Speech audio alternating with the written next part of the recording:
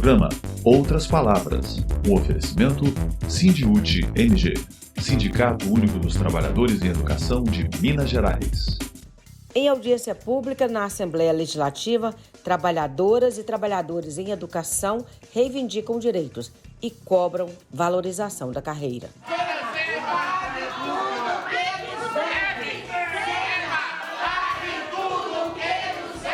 Sindiúti quer celeridade na tramitação do PL 822 de 2023 na Assembleia Legislativa e que reajusta em 12,84% os salários dos profissionais da educação. Então o governo precisa atuar e a gente veio aqui cobrar isso, a atuação do governo para dar celeridade à aprovação desse reajuste. Por que revogar o ensino médio? Uma professora formada em geografia que está dando aula de tecnologia. Atenção!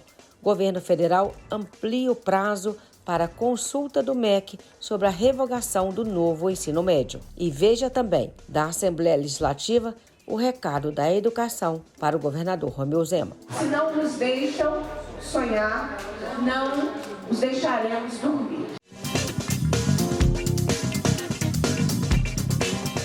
É revoltante a situação da carreira dos profissionais da educação pública em Minas Gerais. De acordo com a coordenadora geral do Sindiúti, Denise Romano, uma professora aqui no estado chega ao fim da vida e não chega ao fim da carreira.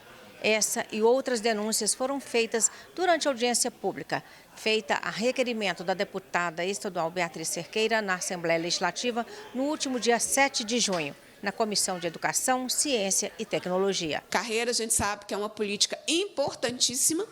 Nós corremos o risco de sofrer um apagão na rede estadual, porque redes municipais, rede privada, rede federal têm se tornado melhores na sua política de carreira em relação ao Estado. E isso é grave. Com as reformas feitas do choque de gestão, é tudo uma escalada. As pessoas foram puxadas, né? Sempre pro. Você pensa que você subiu, você estava lá de volta, né? Não, eu estou lá, não, volta aqui para o nível 1 grau A, volta aqui para o nível anterior, volta aqui.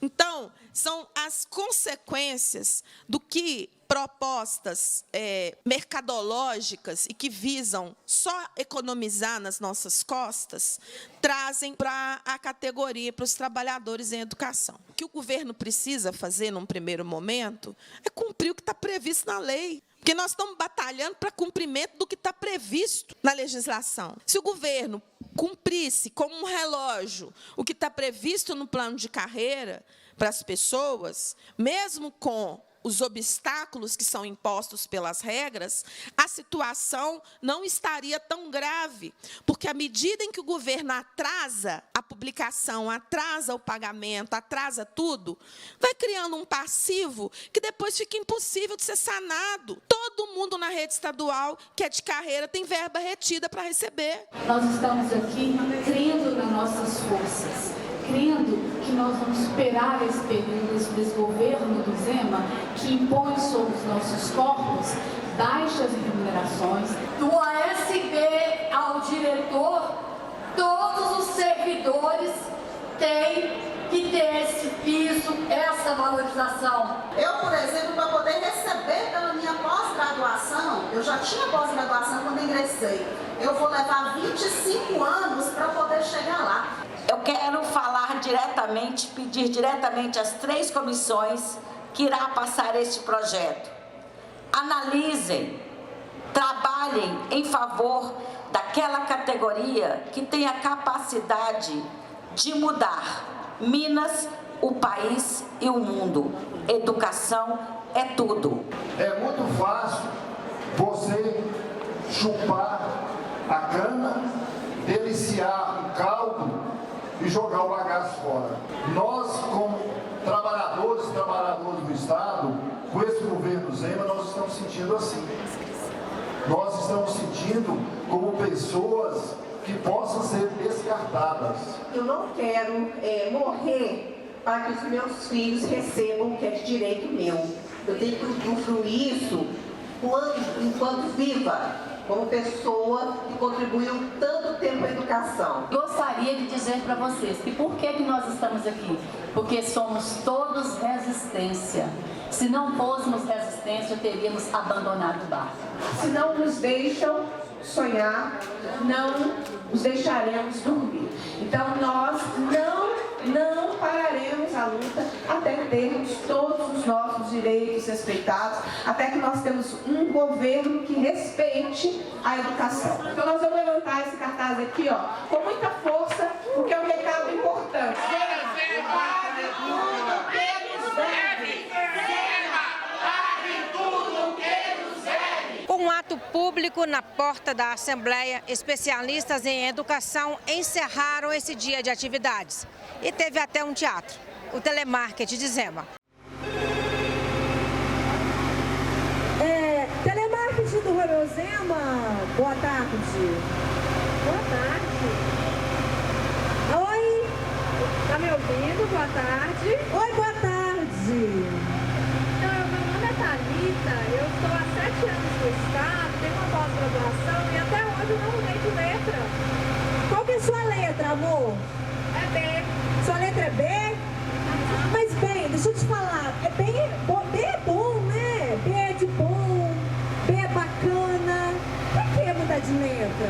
Tá tranquilo. E a educação merece ser valorizada, tem o seu valor e precisa ser valorizada, mesmo que na pressão quando o governo joga totalmente ao contrário.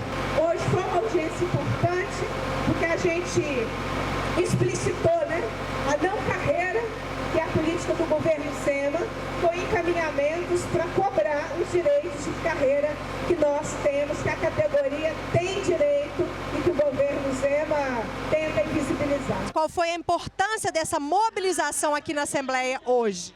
Bom, dia de paralisação estadual. Nós tivemos um debate aqui pela manhã na Assembleia para debater a carreira ou a ausência dela, né? A carreira da educação é uma carreira que é grande como o alfabeto. As professoras chegam ao final da vida e não conseguem chegar ao final da carreira, dados os obstáculos que são colocados para que ela progrida na carreira e dada também a ineficiência do Estado em colocar em prática e pagar os benefícios que as pessoas adquirem ao longo da carreira. Então, essa audiência da manhã foi com esse objetivo. E na parte da tarde agora, nós fizemos um ato de cobrança aqui na Assembleia, porque o projeto de lei 822 está aqui, que é o projeto de lei do reajuste, que o governo encaminhou à Assembleia. Ele ainda não, ele já deu entrada, já iniciou sua tramitação, mas ele precisa passar por 3 comissões. Então, o governo precisa atuar e a gente veio aqui cobrar isso, a atuação do governo para dar celeridade à aprovação desse reajuste, mas deixando claro, nós não estamos abrindo mão da disputa pelo piso. Minas Gerais não paga o piso, com este reajuste encaminhado pelo governo, continuará não pagando e nós vamos continuar na cobrança pelo cumprimento da Lei 21.710 e que o governo pague os reajustes de piso que ele nos deve, de todos os anos anteriores do governo Zema. Quem luta, quem luta, e conquista.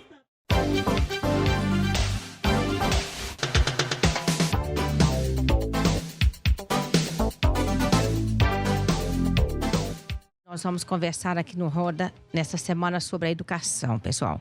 O novo ensino médio e a sua revogação, a necessidade da sua revogação. A gente está numa batalha que não é só estadual, é uma batalha nacional. A lei que implantou o novo ensino médio é da época do Michel Temer, do presidente golpista Michel Temer, que deu um golpe de Estado e depois, né, ajudou na deposição da presidenta Dilma. E o novo ensino médio é a cara da ponte para o futuro. Vamos lembrar, né? Lá atrás, em 2016, 2017, na época do impeachment, do golpe, havia um projeto de ponte para o futuro no Brasil, que foi a ponte para o inferno, vamos lembrar. Nos levou ao Bolsonaro, esse projeto da ponte para o futuro. E dentro dele tinham questões relacionadas à implantação de um novo ensino médio para atender ao mercado de trabalho. Então, os nossos estudantes estão sendo formados para trabalhar em aplicativo de entrega de comida, em aplicativo de transporte ou qualquer outro tipo de nova relação de trabalho, do mundo do trabalho, mas que o trabalhador sempre foi a parte mais frágil dessa relação, mas, de acordo com o novo ensino médio, o trabalhador não é a parte mais frágil, não. Ele é a parte mais explorada, mais que frágil, né? Uhum. É a parte mais explorada, é a parte precarizada, sem direitos previdenciários, sem direito algum, porque aplicativo de comida, de entrega de comida, aplicativo de transporte, você recebe salário se você conseguir render no seu trabalho. 5 motivos para revogação do novo ensino médio. Então, primeiro, quando você, que está me ouvindo aí, propõe uma reforma na sua casa, pensa numa reforma. Dor de cabeça. Dor de cabeça. Mas é para melhorar, né? Mas é Isso, para melhorar. isso. E outra coisa, Denise. Mas é pensar, então quando vamos lá. você propõe uma reforma na sua casa, você acompanha o processo. Sim. Isso tudo vai passar por você primeiro. Então, peraí, uma reforma que não passou por quem é interessado? Que não passou pela base? E aí, se nós não fomos consultados, a quem interessa? Quem foi consultado? Quem construiu esse projeto? O setor privado. Então, é um projeto feito pelo setor privado e para o setor privado. Vamos para o 2. Vamos falar do ponto de vista dos alunos. Você tira 40% da formação para criar esses itinerários formativos. 40%. Matemática e português permanecem e você pega todas as outras disciplinas... A carga desse tamanho. E reduz. Tá bom. Tá? Esses itinerários formativos, eles vão estar dentro de linguagem, matemática, ciências da natureza e ciências humanas. Beleza. Quando você lê o projeto, você fala, bacana, mas primeiro ponto... Os adolescentes dessa idade, eles já têm capacidade para escolher isso? Ele escolhe exata. E tem N exemplos sobre isso. Ele escolhe exatas, mas não tem o exatas para oferecer para ele. E ele vai acabar estudando na área de humanas. E aquele projeto que está lá, tendo em vista a busca pela diminuição da evasão, na verdade, aumenta a evasão, porque os meninos e as meninas vão ficar desinteressados. Eles escolhem um itinerário e não podem fazer aquele itinerário. Existe um projeto lá de um novo ensino médio sem uma estrutura para isso, Denise. Então, por exemplo, se tem robótica, que é um dos percursos... Não tem material? Não tem laboratório? É o exemplo que eu ia citar agora, que é o item 3, por que revogar o ensino médio? Item 3. A gente falou dos itinerários dos alunos, agora eu vou falar dos professores. Uma professora, isso é caso real, tá, gente? Formada em geografia, que tá dando aula de tecnologia. De robótica. Que não tem ideia. Quem é que vai vender esse material? Essa apostila. Quem que eu falei que o projeto interessava no item 1? Os empresários, né? Percebam que todos os itens que a gente está citando, por que revogar o novo ensino médio, um linka com o outro. Então, ou seja, esse projeto, ele é financiado pelo dono de várias dessas empresas. Não, é financiado politicamente. É porque politicamente. Financiado a grana, quem paga é o público. Financiado para ser feito, né? Para propaganda na televisão. Porque quem paga a conta disso é o recurso público que vai para a educação. Isso, lembrando que o que está em disputa também é o Fundeb, né? Sim. Além do governo federal estar em disputa por essas pessoas, o Ministério da Educação, o Fundeb também. Eu tenho um exemplo aqui de uma companheira, é a Débora, eu vou ler aqui rapidinho, gente. A Débora escreveu assim: o novo ensino médio é péssimo. Não me graduei e prestei concurso para lecionar itinerários formativos. Atualmente tenho mais aulas de itinerários do que da minha disciplina. Isso é humilhação. Quarto motivo da revogação do Enem, motivo. Eles falam que a educação é integral e não é. Se fosse para uma formação integral e profissionalizante, por que não investir nos institutos federais? Boa pergunta. Por que não investir nessa estrutura que já existe? Não, esse projeto ele foi feito sem uma elaboração de uma estrutura física, inclusive de salas. Então, esse é o quarto motivo. O quinto, Vera, é exatamente o projeto que você tinha me perguntado. Sim. É um projeto que Daniel Cara fala que é um projeto de moer sonhos. Sim. Então, as pessoas não estão mais estudando para ascender na sociedade ou ter uma profissão, não. Eles estão estudando ou estão na escola só para se precarizar. Essa é a realidade. Então, esse é o quinto motivo a Nelise Silva para revogação. Teve aqui, né, Denise? Você lembra? A Nelise Silva teve aqui há muito tempo falando sobre isso, dizendo exatamente isso que o Daniel Carlos, então, o professor, também disse, que é para formar a mão de obra barata, desqualificada. Mas é para ir para o aplicativo, que a Denise acabou de falar, que não te dá condição nenhuma de, né? Ou seja, moer sonhos, né? Vera, o projeto... Cansar a vida inteira, lutar a vida inteira e morrer sem realizar seus sonhos. O projeto significa se vira nos 30 no mercado de trabalho. É isso. É esse o projeto.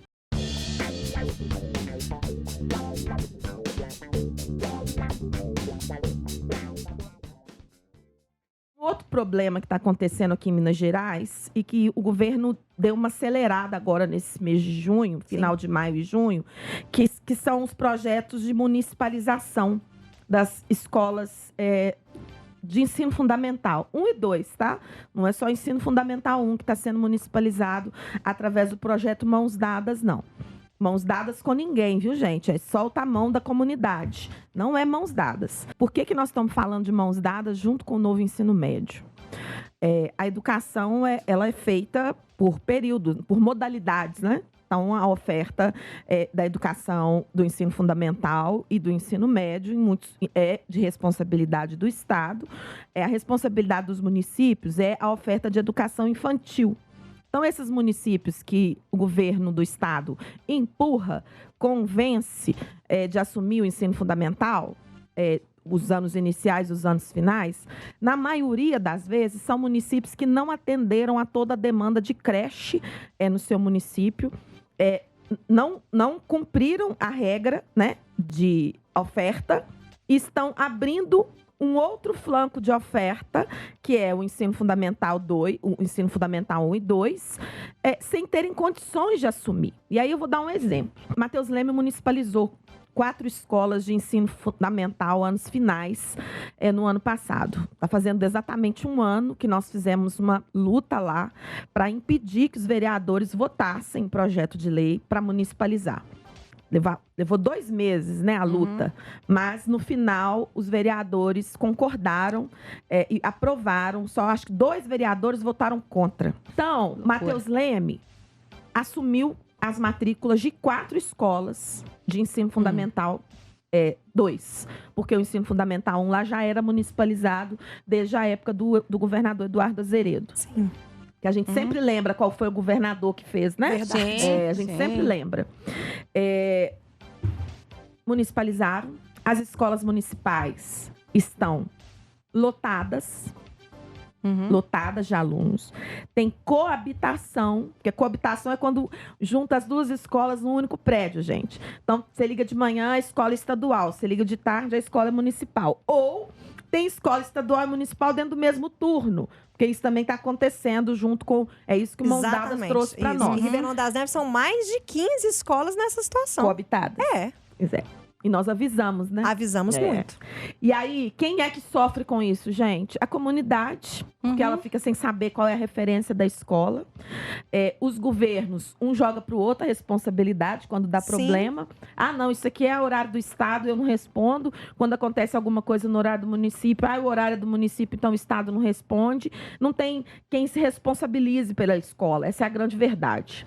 E isso é real, né, Denise? Isso é real, Betim, gente. Em Ribeirão das Neves. E aí, lá em Matheus Leme, vamos voltar para Matheus Leme. Sabe o que aconteceu com a rede municipal? O salário atrasou.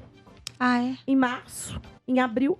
Porque o dinheiro não entrou na conta, não? Não, porque o governo absorveu as matrículas, colocou mais alunos nas escolas municipais. Por consequência disso, ele teve que contratar mais professores. Sim. Né? Aí ele não pôde praticar, não quis e sabia que isso ia acontecer. Não faz reajuste de salário para quem é da rede municipal, porque ele entupiu a sala, não mantém a qualidade do investimento que fazia antes de absorver todos esses meninos. Todas essas matrículas, e o salário da rede municipal atrasou. As pessoas não tinham dinheiro para ir trabalhar. E quem pena com isso é a escola.